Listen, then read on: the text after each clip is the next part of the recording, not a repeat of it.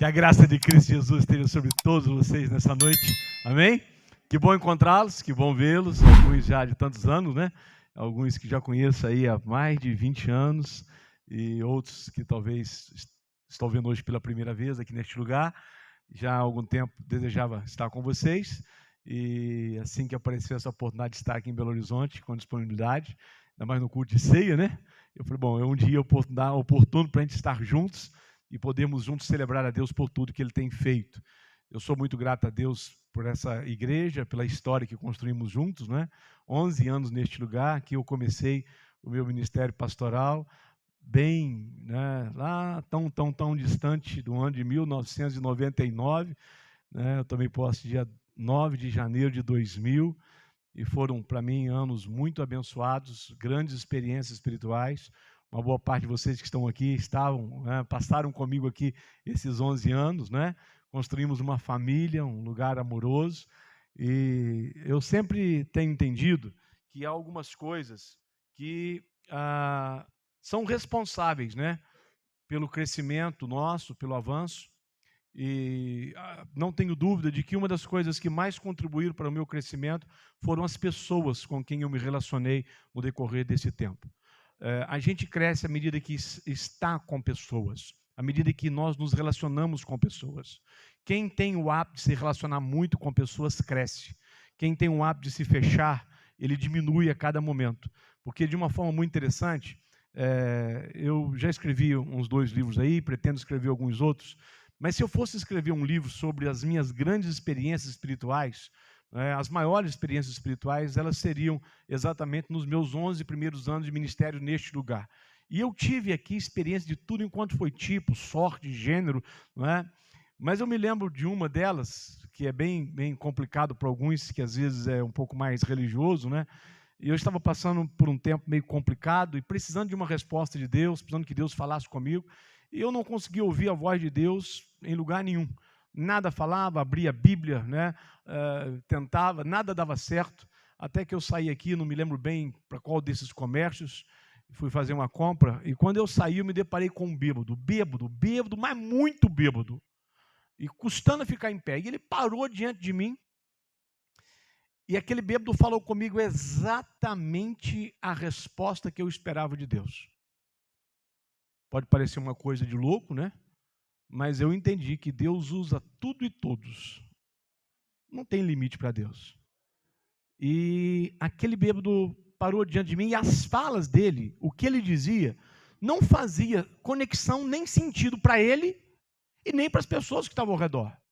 Mas elas faziam todo sentido na minha vida. Naquele dia eu entendi que eu precisava ouvir as pessoas, porque existem pessoas que podem trazer algo de crescimento nas nossas vidas. Alguns são mais espirituais do que nós, né? E aqui eu tive mulheres espirituais extraordinárias, como a Marilene e a Maria, que foram as 2 líderes que comigo caminharam, né, os 11 anos. Tinha uns que não era tão espiritual assim, né, Marilene? Mas me ensinaram muito também. Eu não é, Salles? Aprendi muito neste lugar, com gente que podia, e que tinha uma intimidade com Deus extraordinária, com gente que caminhava comigo do meu nível, com um bêbado que andou pela rua e Deus usou para trazer uma resposta na minha vida, e eu nunca me esqueci dessa experiência. E eu, então, entendi que a gente precisa ouvir as pessoas, que as pessoas são muito importantes na vida da gente, que as pessoas têm algo a acrescentar para nós, e que muitas vezes Deus usa as pessoas para falar conosco. E a gente sempre fica esperando que desça um anjo, né? Que Deus fale de uma forma tão mirabolante. Mas eu digo para você o seguinte: as pessoas trarão para ti as respostas que você precisa ter para as coisas. Você precisa estar atento ao que Deus está fazendo através das pessoas, através de homens e mulheres. Lógico que quando você tem alguém que tem uma conexão com Deus, que tem um dom espiritual, que lidera, né, a obra, Deus ainda mais as usará. Uma palavra como a ministrada num culto de domingo à noite, de uma ceia, certamente ela vai trazer respostas para a sua vida. Certamente ela vai trazer acréscimo. Mas às vezes, eu já tive muito essa experiência, alguém diz, olha, eu estive no culto, foi uma bênção, mas quando eu estava saindo, alguém falou algo para mim que resolveu o meu problema. Alguém me deu uma palavra que era aquilo que eu precisava ouvir. Eu digo isso para você porque 2 coisas. Ouça as pessoas, mas também fale às pessoas. Deus me disse claramente um dia que eu não deveria falar às pessoas antes de ouvir o que Ele tinha a dizer. E Ele me disse em seguida, e fale às pessoas depois que você me ouvir. Porque não adianta eu ouvir e não falar. Como também não é legal eu falar sem ter ouvido. Essa conexão entre nós e Deus pode produzir uma transformação das pessoas que estão ao nosso redor. Nós precisamos ser agentes de Deus neste tempo. Porque assim como você que está aqui hoje precisa ouvir algo, né, precisa entender algo, imagina aquele cara perdido que trabalha com você, aquela colega de trabalho, aquele amigo, aquele vizinho, que está totalmente perdido, o tanto que ele precisa ouvir alguma coisa, o tanto que ele precisa receber. Então, quando você recebe, você se torna um canal para comunicar a outros. E o que eu vim fazer aqui nessa noite, eu quero trazer ao seu coração uma palavra que Deus trouxe ao meu coração. Aquilo que Deus falou comigo, eu quero compartilhar contigo. Aquilo que Deus trouxe ao meu entendimento, eu quero compartilhar com você. Mas eu quero te desafiar a compartilhar isto com uma outra pessoa, a ser um instrumento de Deus na vida de uma outra pessoa. E não se preocupe, eu não sou lá tão espiritual assim, eu não estou vivendo o melhor momento espiritual. Repito para você, Deus usa quem Ele quer, da forma como Ele quer, no poder dEle, para que o nome dEle seja sempre glorificado. E se você se dispor a glorificar a Deus através da sua vida, Deus vai te usar abundantemente. Com uma palavra de graça, de serenidade, tranquilidade, que trará ao seu amigo, seu colega, sua família, aos seus da sua casa, um tempo de esperança, um tempo de paz. Pode ser isso? Vamos orar? Curva a sua cabeça. Senhor, eu sou grato a Ti pela grande oportunidade nessa noite, nos reunirmos em uma grande família para celebrarmos a ceia do Senhor neste lugar. Aqui nós estamos recordando a obra que o Teu Filho fez por nós na cruz do Calvário. E agora nós lhe pedimos que haja uma conexão celestial dos céus, uma fala do Senhor aos nossos corações. Usando, Senhor Deus, a cada um de nós de uma forma muito especial, que o Teu Espírito abra os nossos entendimentos, Senhor. Que os nossos olhos espirituais sejam abertos e que a nossa mente compreenda perfeitamente aquilo que o Senhor há de comunicar a este povo neste lugar. Por todos que aqui estão e pelas suas famílias, pelo preservar do Senhor e pela bênção do Teu cuidado, Senhor, eu lhe sou grato nesta hora e sou grato ao Teu Espírito pelo que Ele há de falar e revelar aos nossos corações. É assim que nós oramos no nome de Jesus. Quero que você abra a sua Bíblia no livro de Gálatas e quero ler contigo um texto que fala muito ao meu coração. Gálatas capítulo 2, vamos ler Gálatas 2:20. E depois a gente vai ler lá Gálatas 6:14, 6, de 14 a 17, mas agora Gálatas 2:20. Ele diz assim, vou ler na minha tradução, não sei como é que está ali, eu vou ler naquela tradução que está lá, porque aí vocês fica mais fácil, né, para a gente poder caminhar junto. Fui crucificado com Cristo, assim já não sou eu quem vive, mas Cristo vive em mim. A vida que agora vivo no corpo, vivo-a pela fé no Filho de Deus, que me amou e se entregou por mim. Diga graças a Deus. É a palavra, a grande palavra do Senhor que a nós se revela nessa noite, numa noite muito especial. Eu não sei como que você tem vivido este tempo, mas eu diria para você que, na minha pouca experiência de vida, porque não sou assim tão velho, para mim esses são os dias mais difíceis já vividos até hoje. Nunca houve um tempo tão difícil como esse que nós estamos vivendo. Eu me converti na década de 80, bem no início da década de 80, e a igreja era muito pobre naquela época. Nós éramos muito desprovidos de recursos. Quase não tínhamos nada. Mas a realidade da igreja da década de 80, ou do povo na década de 80, principalmente nesse aspecto de uma vida, não vou dizer tranquila, mas de uma vida mais tranquila. O ambiente que nós vivemos há décadas passadas, nada se parece com o que nós vivemos nesses dias. A bem da verdade, eu acho que eu não conheço ninguém que não esteja passando neste momento por um problema. Tem alguém aí que não tem nada que diz assim, não, eu estou livre desse negócio.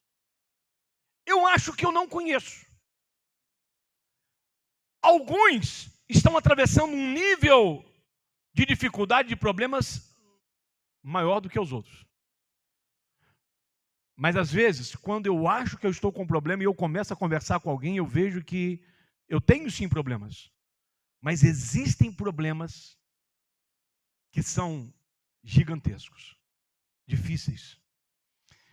E talvez o grande dificultador para nós crentes é que nós criamos uma ideia errada de que porque nós somos crentes, nós não teremos problemas.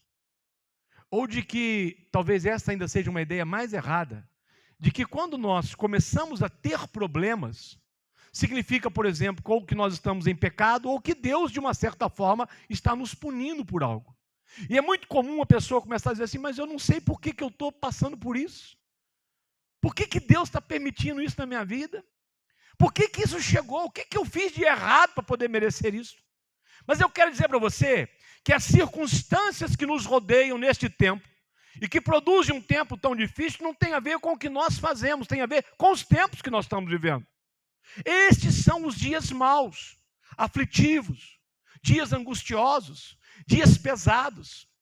Olha, todos nós com certeza em um determinado momento já tivemos vontade de parar. Já sonhamos e desejamos que tudo se acabasse ali e nós pudéssemos passar para a eternidade em seguida, porque as coisas se parecem muito difíceis. Quero dizer para você que quando tudo está muito complicado, isso não quer dizer que Deus nos abandonou, porque nós também de vez em quando criamos esta ideia. Eu me lembro que uma das experiências que eu tive do meu ministério aqui, eu comecei, um menino aqui, não tão menino, mas menino, e um dia eu fui visitar uma igreja de um camarada aí que eu sabia que era assim meio picareta, meio ruim de serviço, não é? E quando eu cheguei lá que eu vi, o estado que estava a igreja dele, e nós aqui naquela dificuldade, naquela obra difícil, naquele tempo difícil, naquele tempo eu me assentei e disse, Senhor, será que eu tenho chamado? Esse moço eu conheço, sei da sua história, sei que nem chamado tem, e eu chego na igreja dela, ela está tão bonita, está tão arrumado, e aqui eu com tantas dificuldades, até que Deus foi me levar a compreender que as coisas que estão ao nosso redor, muitas vezes não têm a ver conosco, com a gente mesmo, mas que muitas vezes essas lutas chegam, essas adversidades chegam, porque há um propósito de Deus em todas as coisas que acontecem com a gente. Paulo, usando esse texto, ele diz, eu vou ler agora na minha tradução aqui, para poder facilitar, ele diz assim, eu já estou crucificado com Cristo. Eu sei que todos nós gostamos dessa questão quando a Bíblia diz que nós estamos assentados com Cristo nas regiões celestiais. E é uma realidade, nós já estamos assentados com Cristo nas regiões celestiais. Nós já recebemos um poder e uma autoridade de Cristo para reinar com Ele na terra. Mas nós também, como Paulo, estamos na mesma realidade. O nosso lugar é a cruz de Cristo. A cruz não é o lugar do nosso nascimento espiritual. Muitos acham que a cruz é o ponto de partida da vida cristã, que a gente vai à cruz para poder nascer de novo. Na realidade, a cruz é o lugar da vida do cristão. O cristão não vai à cruz para poder nascer. O cristão mora na cruz para continuar a viver enquanto vida tiver, não só na terra, mas na eternidade. Quando Paulo fala, estou crucificado com Jesus, algumas vezes quando eu lia esse texto, eu fazia uma imagem de que Paulo pensava o seguinte, bom, a cruz de Cristo está aqui e eu estou com a minha cruz do lado da cruz de Cristo. E eu sempre pensava dessa forma. Mas o que o texto está dizendo para nós é que Paulo entende que ele está pregado com Jesus na cruz. Ou seja, ele está colocado no corpo de Jesus na cruz. E é tão claro isso que quando ele vai terminar o Efésios, lá no capítulo 6, especificamente no versículo de número 17, ele diz assim, desde agora ninguém me inquiete, porque eu trago em meu corpo as marcas do Senhor Jesus. Quando Jesus apresenta-se para Tomé, que não tinha crido na sua ressurreição, ele diz, olha aqui, eis as marcas da crucificação, você pode colocar os dedos. Paulo usa agora esse termo para dizer, olha, eu estou crucificado com Cristo de uma forma que trago no meu corpo as marcas dos cravos, nos pés, nas mãos, ou seja, eu estou colocado com ele na cruz. Os judeus tinham a crucificação como uma forma de apenar os principais crimes que aconteciam naquela época. Mas além desta crucificação, como a que aconteceu com Jesus, havia uma outra que ainda era um tanto quanto pior, porque eles pegavam um corpo que já havia, de alguém que já morreu, pregado numa cruz, amarrado numa cruz, eles pegavam um humano, alguém que ainda, que estava vivo, e levava aquela cruz e amarrava o corpo do vivo no corpo do morto. Do jeito que o nariz de um ficava com o nariz do outro, a boca do vivo com a boca do morto, a mão do vivo com a mão do morto. Bem na forma como estava preso o morto na cruz, eles prendiam nela um homem vivo. E deixava ali até que aquele homem morresse, tomado pelas varejeiras, pelo bicho, pelo sol, pela dificuldade do tempo.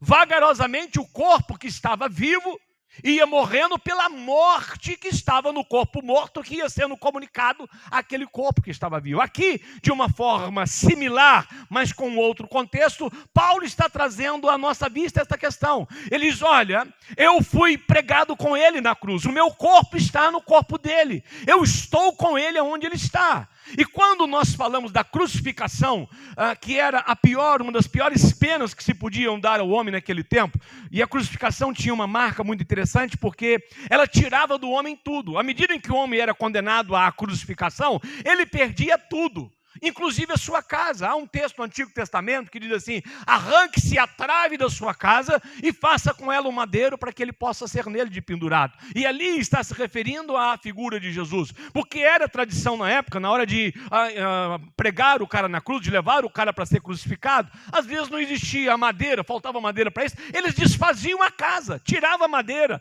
e com aquela trava principal da casa faziam um lugar de pregar aquele homem. Ou seja, quando saía uma condenação de cruz, a pessoa sabia que ela perdeu tudo na vida, perdeu a casa, perdeu a vida, mas de uma forma interessante, quando a gente vê os filmes sobre Jesus sendo crucificado, aparecem uns panos enrolados nas regiões íntimas, e aquele pano está ali colocado exatamente porque nós não fazemos um filme pornográfico, não é? Não seria interessante para isso, mas na crucificação romana não existia nem aqueles panos. O homem era pregado nu, ele perdia tudo, perdia suas roupas, perdia sua casa, perdia sua dignidade, perdia a sua credibilidade, a sua família era tida como uma família agora não bem vista no lugar, ele perdia tudo.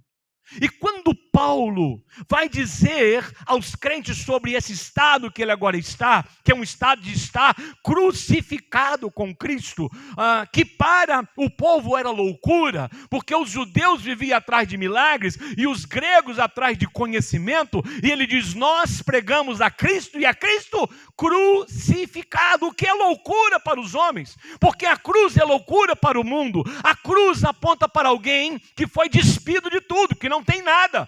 A cruz aponta para alguém que está passando por muitos problemas, que tem agora pela frente uma vida terrível, uma morte penosa, uma morte muito difícil. E é nesse contexto que Paulo diz que nós vivemos com ele na cruz. Mas é muito interessante porque a cruz é o lugar em que a humilhação é vista pela última vez na vida do homem. Porque daí a pouco seus olhos vão se fechar e ele vai entrar na eternidade para viver uma vida extraordinária com Deus. A vida da cruz é o antepasso da glorificação do homem. A cruz é o último lugar para que o homem seja glorificado. A cruz é o último lugar antes da glorificação do homem. Mas a cruz não é um lugar que muitos de nós gostaríamos de estar, porque nós temos as nossas vontades, e muitos de nós nos demos mal na vida, porque nós nos tornamos especialistas em ouvir a nós mesmos, em fazer a nossa vontade, em realizar os nossos desejos. Quando se diz que nós precisamos ir para a cruz, está dizendo que nós temos que nos despedir de tudo, inclusive das nossas vontades, porque alguém na cruz não tem o direito sequer de querer beber água, porque quando ele tem sede, eles lhes dão um vinagre. A cruz é o lugar em que nós não temos nada, mas estamos a um passo da glorificação para toda a nossa vida. chegar à cruz às vezes é fácil. O problema é viver pela cruz. É abrir mão do egoísmo, da vaidade, dos nossos quereres, daquilo que nós sonhamos para nós mesmos. E eu digo para você, pode parecer um pouco hipócrita, o senhor disse que tem que abrir mão de tudo. Deixa eu dizer uma coisa para você. Quando eu digo abrir mão de tudo, não é você vender a tua casa e dar aos pobres. Porque quando Jesus disse isso para o jovem, Jesus estava testando aquele jovem. Tanto é que Jesus não diz isso para mais ninguém, senão para aquele jovem avarento. Não tem problema você ter as coisas. O problema é quando as coisas te têm. Não tem problema você adquirir coisas. O problema é quando as coisas te adquirem. Não tem problema em você realizar coisas. O problema é quando você vive apenas para realizar coisas. Quando nós estamos na cruz, o que nós temos para nós não é relevante. O que nós temos para nós é apenas algo que temos, mas que não muda o que somos. Não muda a nossa natureza. Não é possível alguém que tem algo se tornar arrogante porque tem algo. Não é possível alguém que tem algo se tornar autossuficiente só porque ele tem algo. Nós não temos nada. A vida de um crente de sucesso, a vida de um homem ou de uma mulher que está à porta de experimentar o estado da glorificação, tem a ver com a forma como ele se comporta nesta cruz, como ele caminha nesta cruz. E quando eu e você entender que nós não temos nada nessa terra, que nada é nosso, que nada te pertence, nem os filhos, nada é nosso. Tudo é dele, tudo é para ele. É muito interessante quando Jó diz: Deus deu, Deus tomou. Louvado seja o Senhor Deus, o Senhor tomou, louvado seja o nome do Senhor. Mas nós não queremos isso. Nós queremos que a nossa vontade se faça. Nós gostamos muito de orar o Pai Nosso. E há uma parte específica que nós oramos de uma forma muito intensa. Pai nosso que estás no céu, santificado seja o teu nome. Venha a nós o teu reino. Seja feita a nossa vontade, assim na terra como se faz no céu. Porque nós literalmente queremos que a nossa vontade se estabeleça, que ela se realize. E a questão do insucesso das nossas vidas, e a questão dos grandes problemas que nós enfrentamos, na maioria das vezes tem a ver com as nossas vontades, que foram feitas no passado, que não estavam conectadas com a vontade de Deus. O êxito de um homem e de uma mulher na vida está sobre aonde ele está.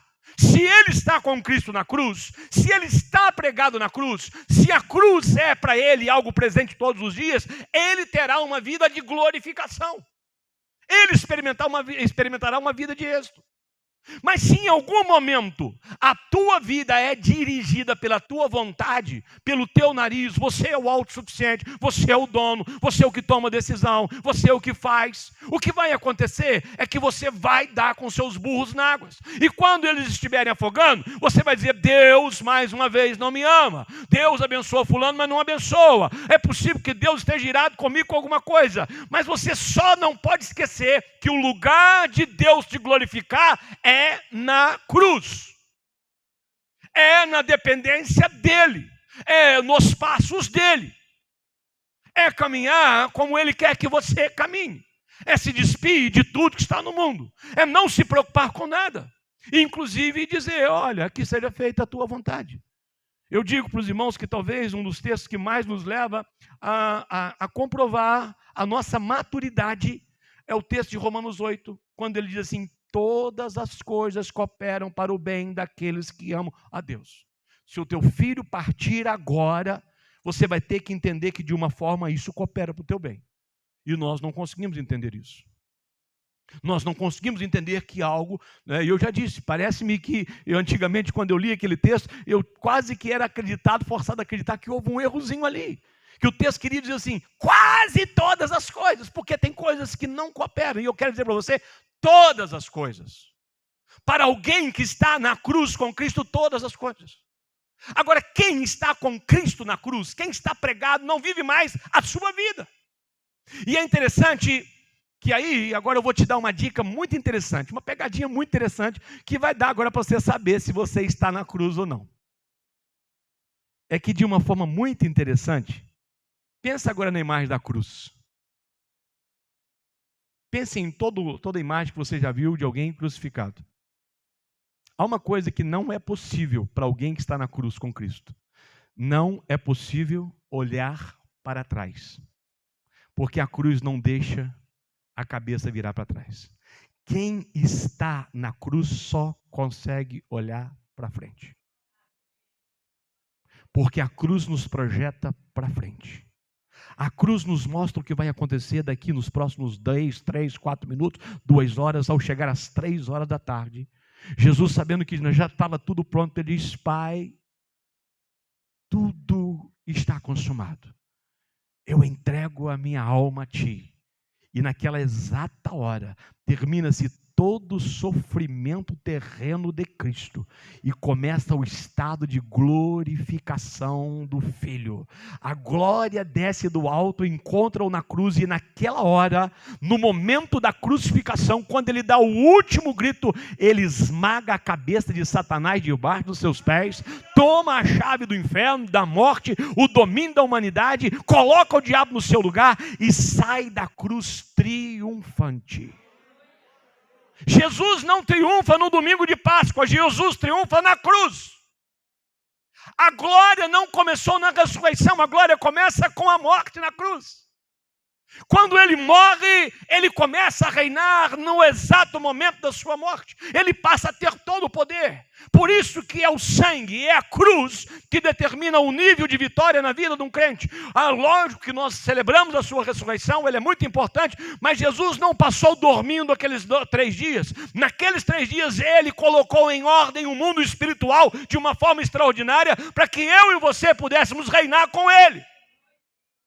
Para que quando ele subisse, nós também pudéssemos assentar com ele nas regiões celestiais. Eu sei que nós gostamos muito desse texto, que nos coloca nas regiões celestiais com ele, mas para estarmos com ele na região celestial, precisamos estar com ele na cruz. Lembrar da cruz, ser grato por isso. Como você fez para se converter? Você teve uma revelação do que Cristo fez na cruz para você. E como que você faz para poder continuar convertido no decorrer da sua vida? Você continua acreditando na cruz. Você continua agradecendo pela cruz. Você olha para aquela imagem e diz: por causa da cruz, o meu nome foi escrito no livro da vida. Por causa da cruz, os meus pecados foram perdoados. Por causa da cruz, eu fui livre do poder do pecado. Por causa da cruz, agora eu não preciso temer a segunda morte. Por causa da cruz, o inferno não faz mais parte da minha história. Por causa da cruz, eu já não tenho mais condenação. A cruz é o lugar em que eu e você devemos estar todos os dias. É difícil dizer isso para crentes velhos, que tiveram uma experiência de salvação lá no passado com a cruz, mas no decorrer da caminhada eles inventaram tantas coisas e acharam que outras coisas poderiam substituir o poder da cruz. Mas Paulo, enfaticamente, em todos os seus textos, vai dizer para nós que o nosso lugar, o lugar de honra, a mensagem que pregamos, aquilo que dizemos, aquilo que transforma o homem, tem a ver com o sangue dele derramado na cruz do Calvário. Na noite em que ele foi preso, antes mesmo de ser preso, enquanto orava no jardim do Getsemane, já em angústia de morte, o seu sangue ou o seu suor se transforma em gotas de sangue, e ele começa a colocar sangue para fora do seu corpo. E ele então é preso e é levado diante das autoridades. E é uma hora em que colocam uma coroa de espinho na cabeça dele, bate com uma madeira e aquilo começa a derramar sangue. E o sangue vai derramando, vai sendo esparramado pela estrada até chegar ao Calvário. Chicotes, açoites, sangue. A vida lá vai se acabando à medida em que o Calvário se aproxima. E quando ele é pregado naquela madeira, e possivelmente, certamente, seus punhos foram furados, ali as veias principais foram atravessadas e o sangue correu ainda de uma forma mais intensa. Eu olho para aquele chão ao redor daquela cruz e eu penso naquela madeira. Às vezes a gente corta um pouquinho, né? Faz uma sangueira, e eu penso naquela madeira, aquilo era sangue puro. O chão. E depois que ele morre, para certificar realmente que ele havia morrido, eles transpassam o seu coração, porque o coração ainda deposita um pouco de sangue, e ali todo o sangue que havia naquele corpo foi derramado. Um sofrimento trágico, uma morte difícil, mas naquele sangue estava o poder da minha e da sua vida, uma nova história. Sabe o que acontece com a gente? nós nos tornamos religiosos depois de termos nos convertidos. Nós passamos a ser bons religiosos. A verdadeira espiritualidade está na vida da cruz. A dependência de Jesus para tudo. Uma das coisas que tem marcado essa minha caminhada ministerial durante esses 22 anos é a necessidade de tomar decisões. Tanto aqui quanto lá no industrial, por diversas vezes eu fui desafiado a ter que tomar decisões. E as pessoas sempre me pressionaram para tomar decisões. Mas foi muito bom no dia em que eu resolvi que eu não tomaria nenhuma decisão sem que Deus falasse comigo. E por inúmeras vezes eu disse, o senhor não vai fazer? Eu falei, vou. Quando você vai fazer? Quando Deus falar comigo que eu devo fazer. Se você me perguntar o que eu posso elencar como sendo uma dádiva de Deus na minha vida e no crescimento desses últimos anos, eu digo para vocês que procurar ouvir Deus antes de fazer as coisas é fundamental para as coisas darem certo. Não fazer aquilo que está no meu coração. Não me dirigir por aquilo que eu acho. Pela minha vontade, principalmente pela minha vontade. Porque a vontade de Deus é boa, perfeita e agradável. A minha, muitas vezes, é equivocada, humana e limitada. Como é que você sabe se você está na cruz? Se você realmente já não olha mais para o passado. Se a tua cabeça já não consegue mais ficar voltando para trás. E Paulo fala isso, né? Deixando para trás tudo que para trás ficou. Eu aprendi que existem dois tempos que podem arrebentar com a vida do crente. Porque tem crentes que só vivem olhando para trás. E isso é um problema. A cruz resolveu o nosso passado. Eu demorei muito para poder aprender sobre isso. E muitas vezes, quando eu estava num culto muito abençoado, e que eu começava a sentir a presença do Espírito, o capetinha chegava no ombro esquerdo e dizia assim, bonitão, você está lembrado? E quando ele me disse, você está lembrado? Eu começava a lembrar das coisas ruins, e eu dizia, eu realmente não mereço ser abençoado. Até um dia em que eu aprendi a fazer uma oração. E quando ele dizia, você está lembrado? Eu dizia para ele assim, eu lembro, você lembra, ele não lembra mais. Então você pode continuar a lembrar, você pode tentar me lembrar, mas ele não lembra mais. Como é que você sabe se você está numa cruz? Se você, em meio a todas as adversidades, a todas as dificuldades, a todas as barreiras, a tudo aquilo que é opressivo, a tudo aquilo que parece que te leva ao limite da vida, você olha e diz, por mais um pouco, eu verei o Senhor face a face. Um dia Deus falou claramente comigo, você tem muitas coisas boas.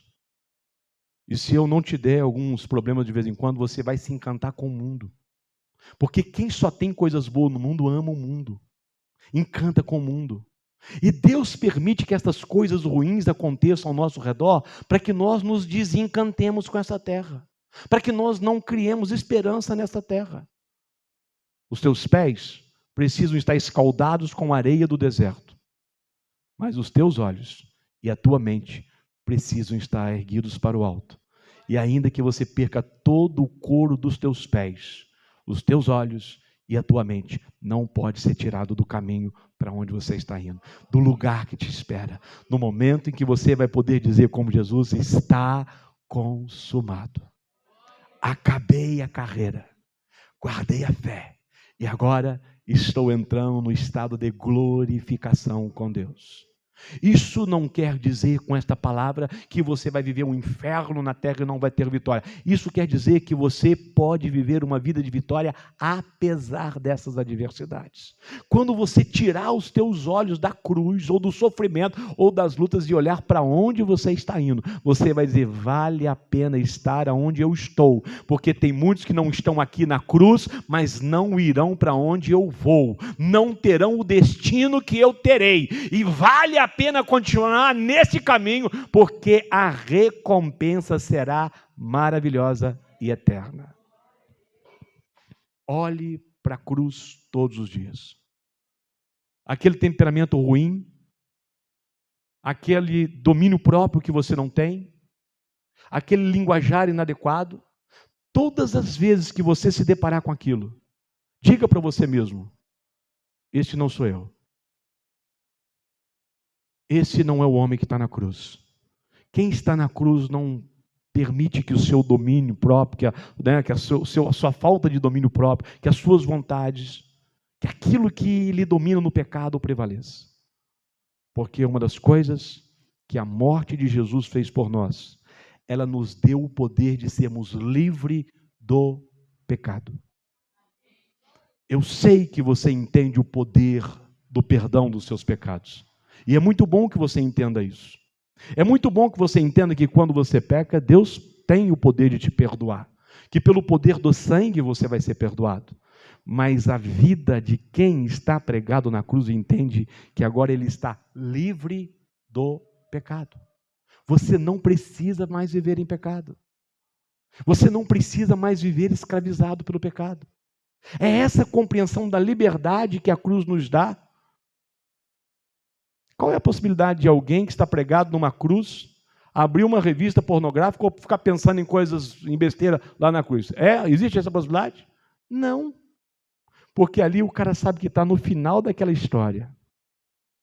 Quando você estiver na cruz, você não terá problema com a promiscuidade, você não terá problema com a pornografia, você não terá problema com a sexualidade transviada, você não terá problema com a bebida, com as drogas, você não terá problema com nada, porque você está na cruz. Todos os problemas que nós passamos e que nos dominam no fracasso têm a ver com o lugar em que nós não estamos.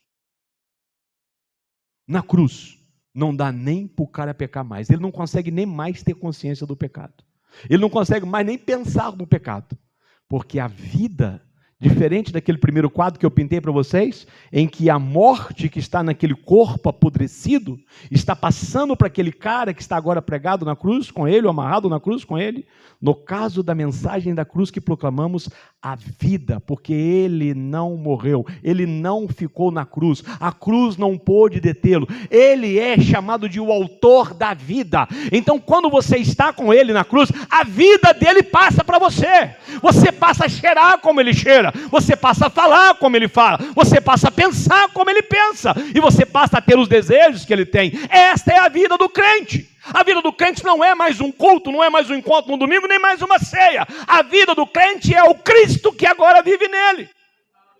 Eu já não vivo mais, Cristo vive em mim. Ou seja, Cristo domina os meus atos, Cristo domina a minha fala, Cristo domina os meus pensamentos. Agora eu vivo uma vida de cristão. Se você quer entender se está na cruz ou não, faça uma análise sobre os seus pensamentos, sobre a sua fala, sobre as suas atitudes, e veja se Jesus faria. Se por acaso a resposta for não, isso significa que você ainda não está na cruz, ou que você pode ter passado pela cruz durante um tempo, mas que você resolveu descer dela por alguma coisa, algo lhe tirou dela.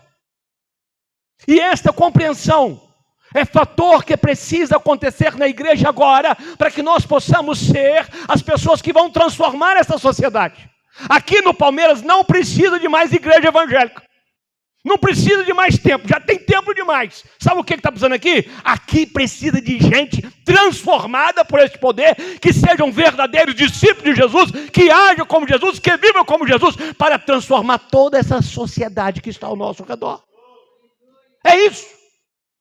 Estamos precisando de gente que agora vive como Cristo, que são verdadeiramente cristãs, que estão com Ele pregado, que colocaram na cruz a sua vida, e que não querem viver uma outra vida, senão uma vida de dedicação a Deus, e que não tem nele um prazer, senão o prazer de agradar a Deus, de viver como Deus o chamou para viver, de andar nos caminhos em que Deus ama.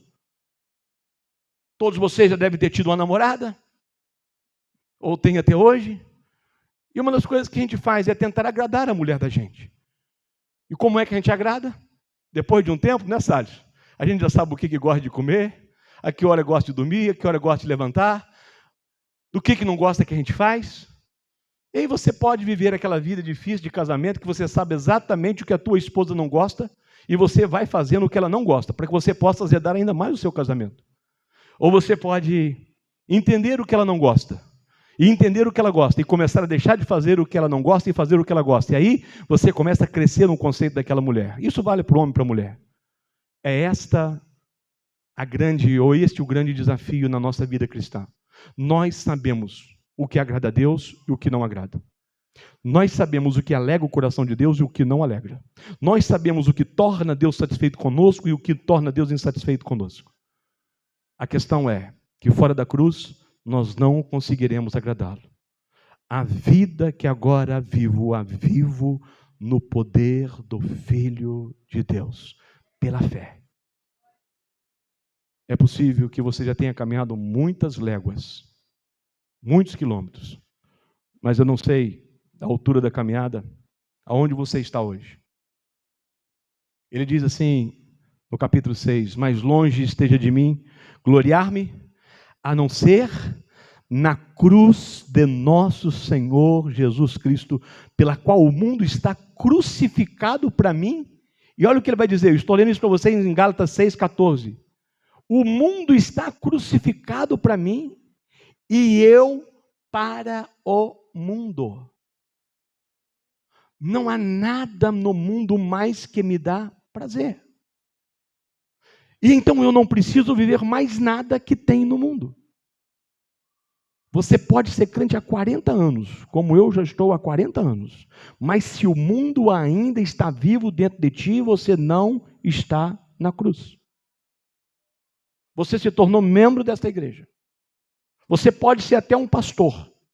Mas se ainda há um prazer no mundo, isto está te convidando hoje a fazer uma reflexão sobre aonde você verdadeiramente está. Que vida que você está vivendo.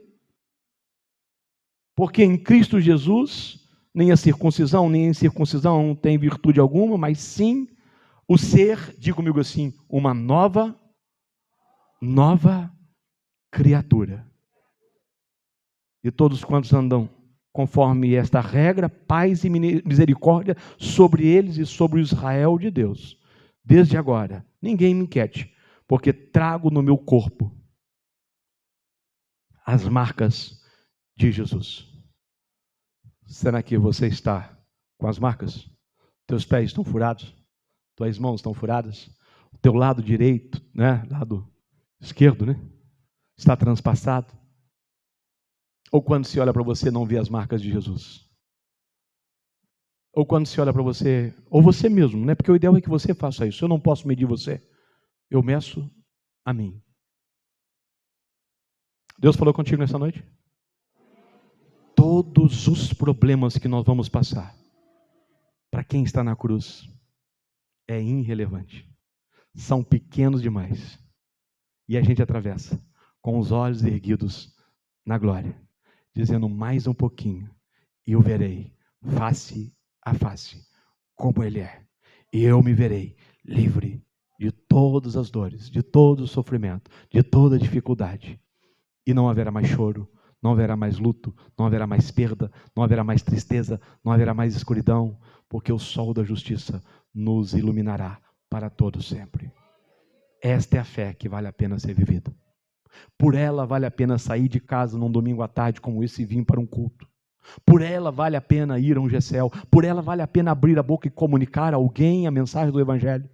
Sem ela, tudo mais é uma religião morta, fria, sem vida, sem razão, sem transformação, sem prazer, que fica como aquela hiena que eu sempre dizia para vocês, ó dia, ó vida, ó azar, não vai dar certo.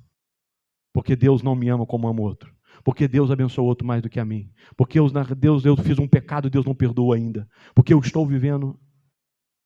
Não olhe para trás. Levante, erga os olhos, caminhe para frente. Vamos ficar de pé?